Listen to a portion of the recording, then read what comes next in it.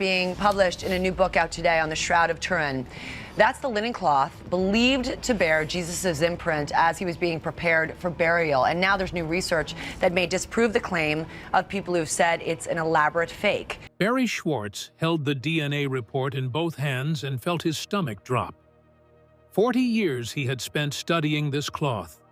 40 years of late nights, peer-reviewed papers, and bitter academic debates. He thought nothing could surprise him anymore. He was completely wrong. The genetic sequences pulled from the ancient linen fibers didn't match anything the lab expected. Not medieval European handlers, not Italian conservators, not Roman-era Palestinians. The markers pointed toward geographic origins that made absolutely no scientific sense. So anomalous that 3 separate geneticists refused to attach their names to the official results. When Schwarz asked the lead researcher what they were dealing with, she gave him an answer he has never been able to shake. "Barrie, I honestly don't know. Neither does anyone else in this building. Some of my colleagues don't even want to find out." That was the moment he understood something chilling. The scientific establishment wasn't merely confused by this evidence, they were genuinely frightened of it. But before any of that makes sense, you need to understand how it began. How one deeply skeptical Jewish photographer, a man who openly mocked this artifact at professional conferences, became the world's most authoritative scientific voice on the most controversial object in human history. It was 1978, and Barrie Schwortz was not a man who believed in religious relics. He was a technical photographer of the highest caliber, the kind of specialist NASA trusted with their most sensitive classified imaging projects. So when a team of elite American scientists requested his expertise for a private examination of the Shroud of Turin, his reaction was something close to amusement. He figured he'd fly to Italy, spot some obvious brush strokes within a few hours, write a brief report, and be home within a week. Free European vacation, case closed, career moves on. He even joked about it publicly at conferences. Those remarks would follow him for 40 years, because something happened when he actually arrived in Turin. The team worked 5 grueling days and nights around the clock. Schwarz photographed every microscopic fiber, every mysterious marking, every detail embedded in the fabric. He was systematic and thorough. He knew how to examine a surface and find what was there. And slowly, the color drained from his face. There were no brush strokes, no pigments, no dye residue, no chemical trace of any artistic method from any period of recorded human history. The image had not been painted, burned, scorched, or photographed. It simply should not exist. Yet there it was. The evidence that broke every model. Over the following 3 intense years, Schwarz and his dedicated team ran every conceivable scientific test imaginable on the cloth. They came in with one clearly stated objective: prove it was a forgery, identify the technique, document the findings, and publish the debunking in peer-reviewed journals. It was supposed to be relatively straightforward. It was not. No paint detected anywhere, no dye residue, no heat application marks, no photographic chemical process, no transfer technique from any era.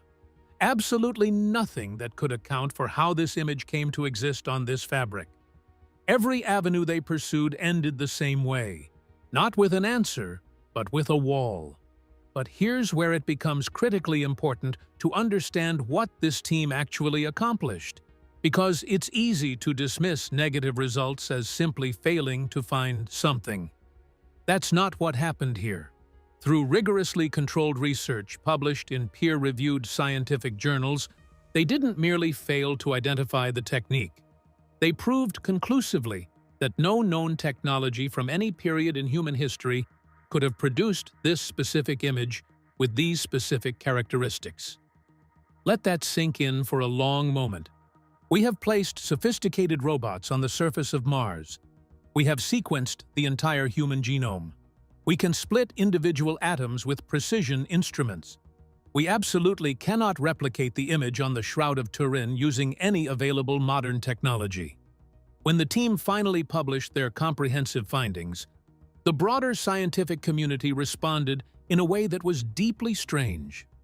Not with outrage, not with rigorous counter-argument, not with the kind of spirited academic debate that legitimate controversial claims normally generate.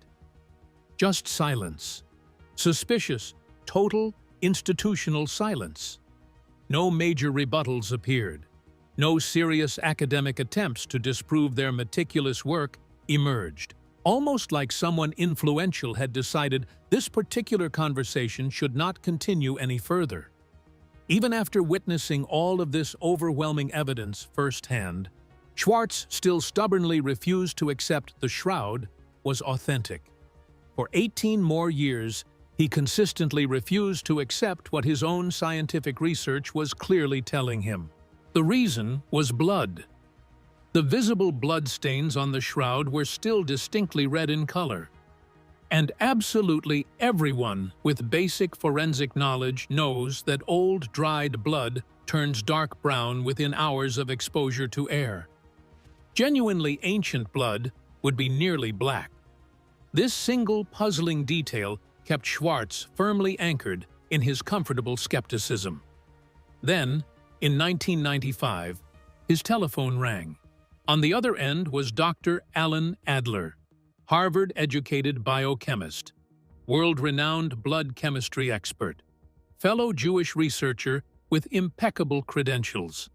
When Dr. Adler spoke authoritatively about blood evidence, governments and major institutions listened very carefully.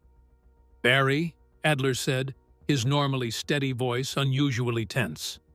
"The blood samples on the Shroud contain abnormally high bilirubin levels. Extremely high." Schwarz paused, confused by the technical terminology. "What exactly does that mean, Alan?" Adler carefully explained.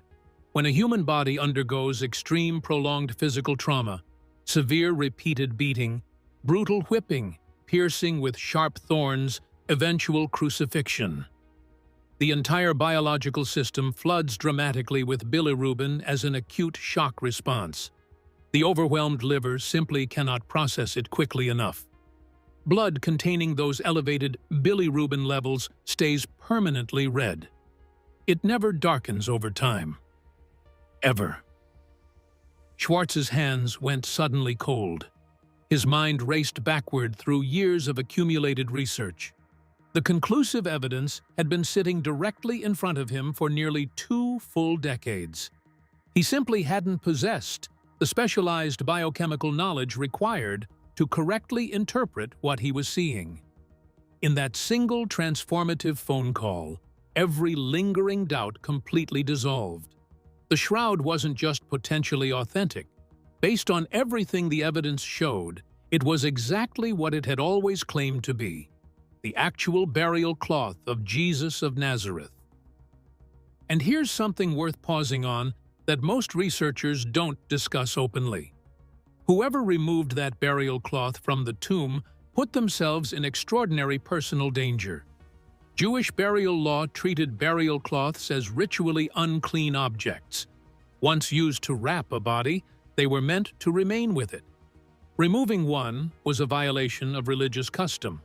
Under Roman occupation, it was also potentially a fatal act.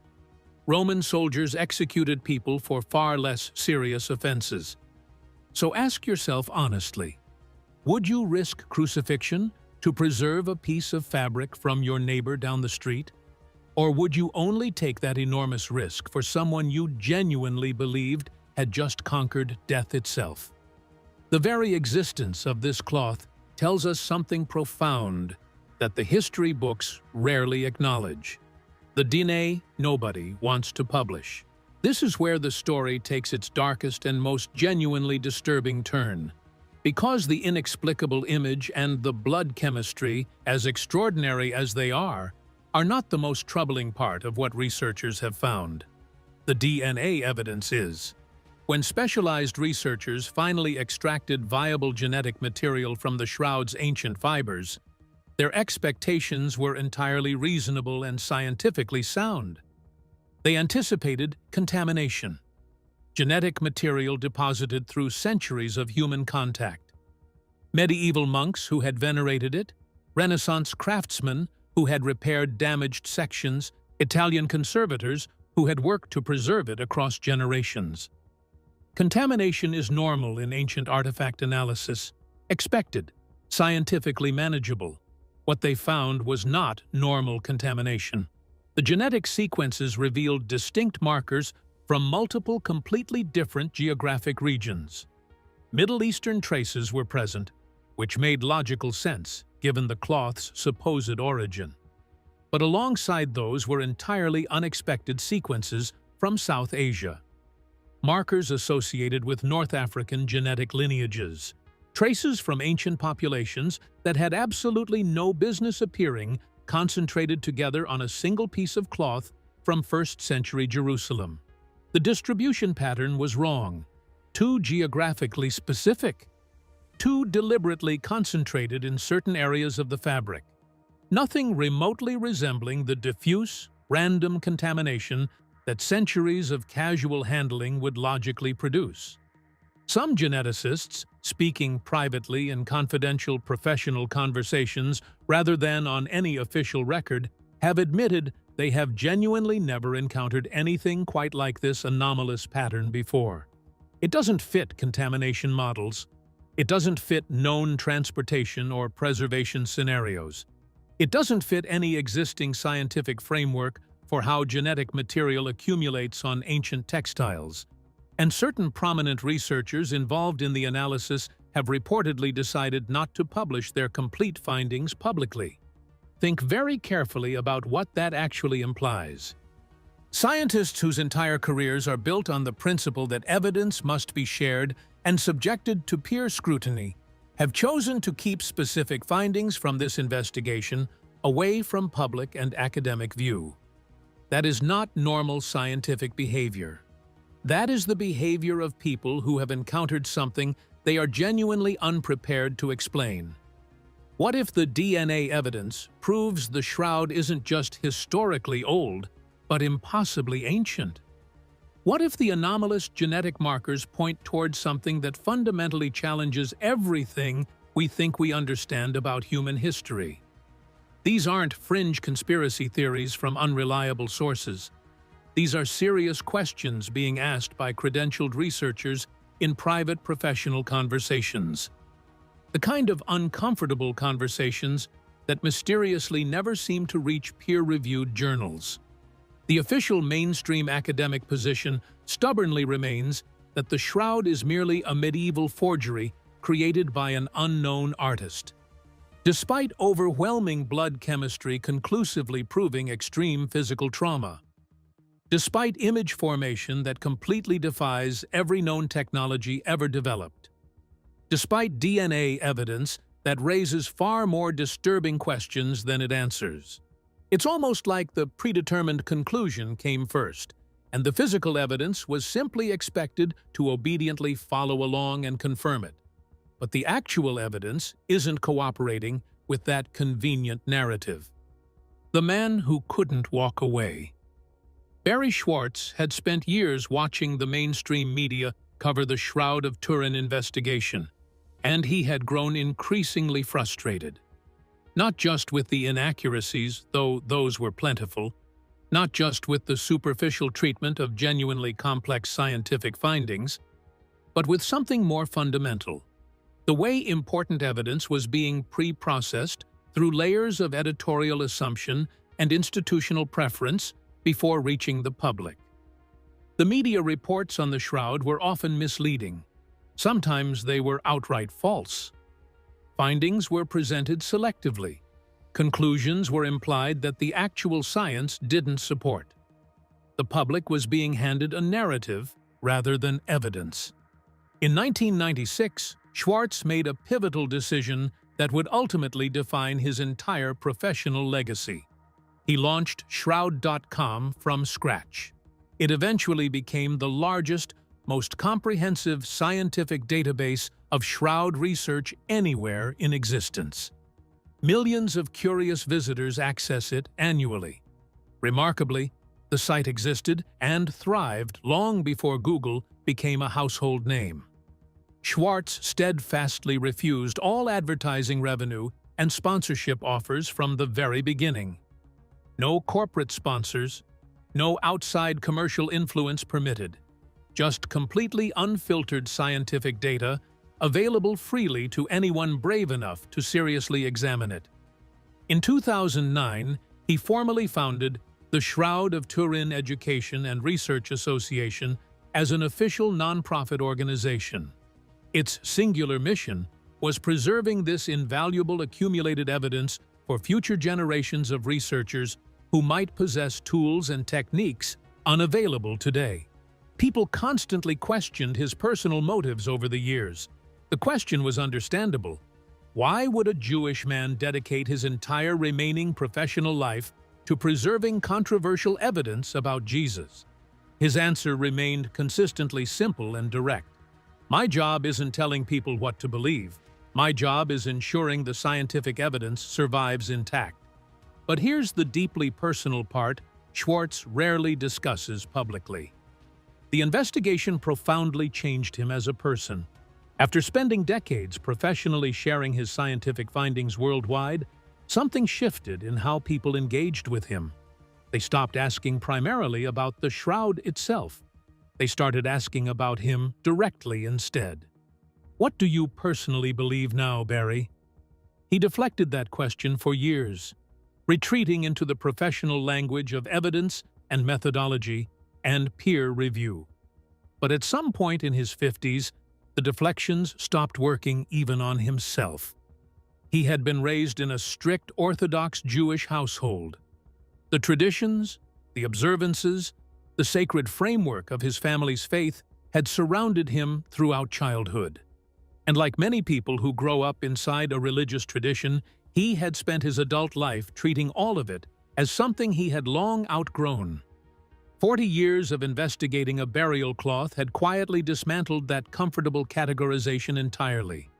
He speaks about this softly, reflectively, without the confident, declarative rhythm of his scientific presentations. I was genuinely shocked to discover that God had been there the entire time, he has said, just waiting patiently for me to turn around and acknowledge him. That's not the language of dramatic conversion. It sounds more like someone describing the experience of recognizing something that was always present but deliberately overlooked for decades. Barrie Schwortz never deliberately set out to prove anything about religious faith. He was simply a skilled photographer who followed the scientific evidence wherever it honestly led him. And that evidence led somewhere that modern science still cannot adequately explain. Somewhere that makes powerful academic institutions deeply uncomfortable. Somewhere that raises fundamental questions most established researchers are simply too professionally afraid to ask publicly. The question you have to answer. Here is where this investigation leaves you. The evidence is not going to resolve itself into comfortable certainty. The Shroud of Turin has been studied intensively for decades by some of the most credentialed researchers in their respective fields, and it has not yielded a definitive scientific explanation that simultaneously accounts for all the available evidence. The blood chemistry conclusively confirms extreme physical torture consistent specifically with crucifixion. The image formation completely defies every known technology from every era.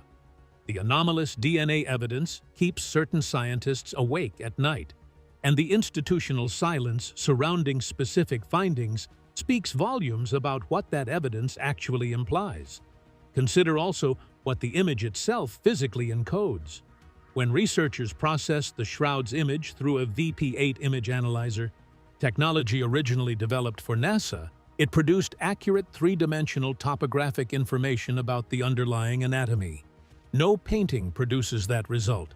No photograph produces that result. No contact transfer method of any kind produces that result. It is a property unique to the shroud's image, and it remains completely unexplained decades after its discovery. The medieval forgery explanation requires you to accept that an unknown artist, working in the 14th century, produced an image through an unidentified technique that modern technology cannot replicate, incorporating three-dimensional information that no known artistic method can generate, with blood chemistry markers requiring forensic biochemical knowledge unavailable in medieval Europe, using blood from a body that underwent trauma specifically consistent with Roman crucifixion, with botanical pollen from plant species endemic to the Jerusalem region embedded in the fibers, all without leaving any chemical signature whatsoever of how any of it was accomplished. The authentic burial cloth explanation requires you to accept that something happened inside that cloth, something that left a permanent physical record, something that the full resources of modern science, applied for decades by some of the most skilled researchers alive, cannot explain or replicate. Neither answer is comfortable. Both carry implications that are genuinely enormous. What the evidence demands is that you take the question seriously, not as a matter of religious loyalty or institutional preference, as a matter of basic intellectual honesty. Barrie Schwortz followed the evidence. Past his professional skepticism, past 18 years of stubborn personal resistance, past every instinct that told him the conclusion was too uncomfortable to accept. A NASA-trained Jewish photographer with absolutely no personal stake in the outcome, who spent 40 years examining a burial cloth and arrived somewhere he never once anticipated going. The blood chemistry was there all along. The image formation was there all along. The DNA anomalies were there all along. And if Schwartz's quiet, reflective words mean anything at all, something else was there all along, too, just waiting patiently for someone to turn around and look. The same evidence is now available to you. The same questions are sitting on the table. Where it all leads is a choice only you can make. Drop your honest thoughts in the comments below. After everything you've just heard, what do you genuinely believe the Shroud of Turin actually is? Authentic physical evidence of the most extraordinary event in human history? Or the most impossibly sophisticated forgery ever created, one that the full force of modern science still cannot explain or replicate? I want to know what you think. And if you want more investigations like this one, the kind of deeply researched, unfiltered stories that mainstream channels consistently refuse to touch, hit subscribe and turn on notifications right now. Because this is only the beginning.